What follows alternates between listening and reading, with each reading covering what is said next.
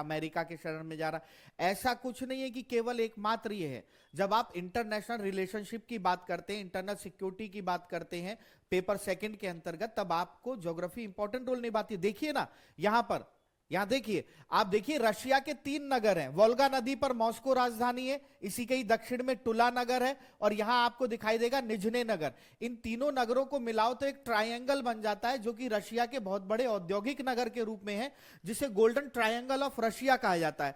अब जरा इधर ही देखो, थोड़ा नीचे की तरफ आओ, ये रशिया रशिया रशिया। अब यहां ब्लैक सी है, ब्लैक सी पर सोची नगर आप लोगों को दिखाई देगा, जो रशिया के तट पे लगा हुआ है। तो वो क्या है, पेट्रोलियम उत्पादक नगर के रूप में आप लोगों को दिखाई देगा।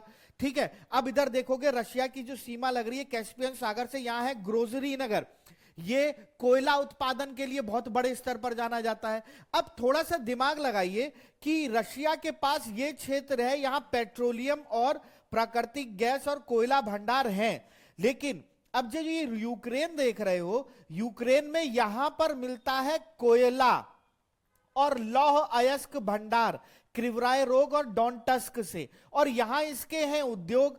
तो इसके लिए सबसे समीप कौन सा होगा जहां इसके इस इंडस्ट्री को कोयला और लौह अयस्क यानी कि स्टील आयरन पहुंचा दे? तो ये वाला यूक्रेन का ये पूर्वी भाग, और यूक्रेन का एकमात्र बंदरगाह नगर के रूप में ओडेसा दिखाई दे रहा है, जो कि काला सागर के तट पर है।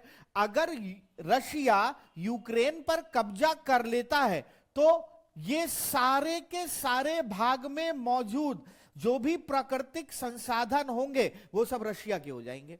दूसरा कारण ये है, भौगोलिक दृष्टि से ज्योग्राफिकल आंसर राइटिंग में यही काम आता है। समझ आया नहीं आया?